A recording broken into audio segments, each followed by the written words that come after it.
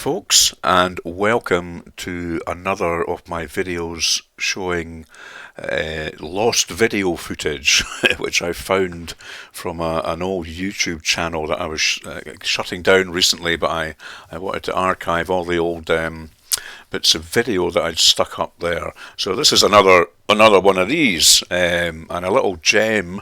It's a 3-lap race at Rouen Les Essarts in the Lotus 25 in Project CARS1. So I'm going to chat about both these things, Rouen as a circuit and Project CARS1. So Rouen, apparently Rouen Les Essarts, I hope I've got my pronunciation right there, means a spot in a forest supposed to be deforested. So there's something you probably didn't know before this morning. So as far as the circuit goes, I didn't really know it that well before Project CARS1. I'd heard the name obviously, but I didn't really know the layout of the circuit or what it looked like.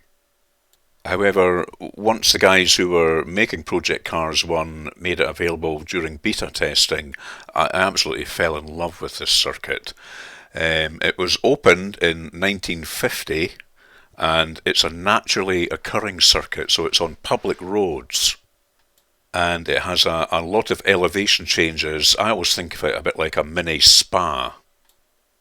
So it was used extensively for racing in the 50s and 60s, you know, the Jim Clark, Graham Hill era, one of my favourite eras in racing. However, there were a lot of deaths by the 70s, and by the 80s, the circuit had really started to fade into relative obscurity, and it finally closed in 1993. After closing, it remained derelict for many, many years, just falling into a real state of disrepair. And you can see a couple of images I've got up here of that happening.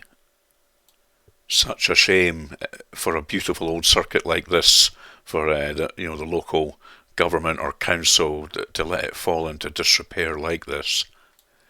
And then, unfortunately, in the 90s, the inevitable happens, and they send in the bulldozers to absolutely flatten everything. So nowadays, there is nothing left at all, apart from some tarmac of the old pit lane, which they're now using as a lumber storage yard. I'll put a Google Earth, a Google Maps link in the description of this video that shows you exactly that area, and you can even see all the lumber being stored in there. Quite a sorry sight to see. However, the good news is all the roads are still there because they're public roads. And if you go to the excellent YouTube channel Circuits of the Past, and I'll put a link in for that as well, what Circuits of the Past does is he visits all these old circuits and walks around with a film camera, or sometimes drives around them with a GoPro in front of the car and shows you the old circuit and the old bends. It's really, really interesting. I encourage you to go and have a look at them. And lastly, in the links I'll put in is a nice article from DriveTribe about the old circuit, and one of the most touching things I saw was at the old hairpin. The local council tried tarmacked over the old cobbles, but the cobbles are now breaking through again. The surface is breaking up, and you can see the old cobbles that Jim Clark and Graham Hill and all that used to drive over. So here's the actual Project CARS1 video that I found on my old YouTube channel. Now, Project CARS1, very interesting piece of software. Although it was released in 2015, there was a good, if I remember rightly, a good 18 months of it being out for beta testing. I suppose it's like one of the first sort of crowdfunding early access games out there where you could financially contribute towards it, and it gave you a kind of weekly build which you could download every Friday, and during these weekly builds you could race on all the circuits and whatever cars they've done, and you could feed back the input into the next build. Very exciting times. I used to really look forward to these Friday lunchtimes when they would release a build, and they were quite substantial downloads, a good few gigabytes. So they'd been hard at work during the week, updating things, ironing out bugs, adding cars, adding tracks.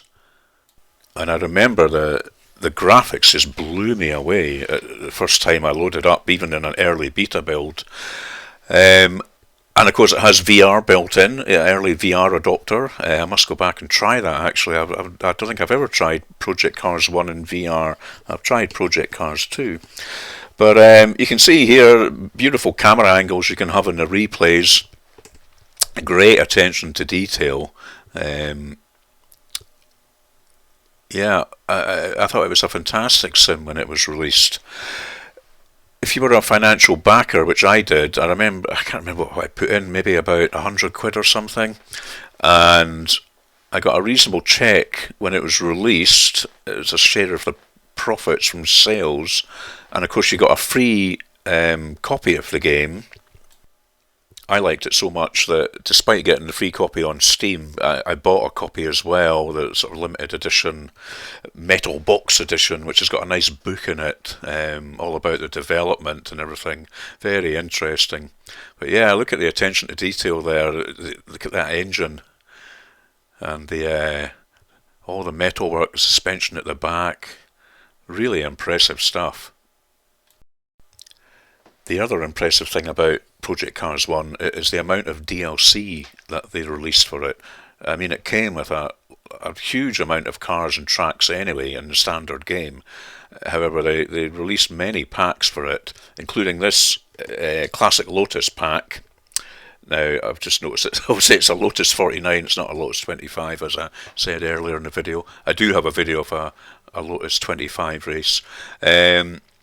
So yeah, the Lotus pack came with a load of extra classic Lotus cars, and I think it had 3 old 60s tracks, old versions of 60s tracks, Rouen, Hockenheim and Silverstone, which again, beautifully done. One of the things it was criticised for after release was the physics and the feeling of the steering. Now, okay, it did have its issues. I think the criticism was a little bit unfair. However, it's worth revisiting because you can now get sort of tweaked force feedback files, which are really easy to install. You just basically drop some files into a folder, and the best ones out there are the Jack Spade force feedback tweak files. So I've downloaded these. I've yet to pop them in the folders and try them. I'll do that for a future video, but they say it absolutely changes the physics and the steering, which was really the only thing kind of wrong with this game. So I'll try that. I'm looking forward to that. Now, since it's been superseded by Project Cars 2 and Project Cars 3, but we won't mention that, absolute pile of crap.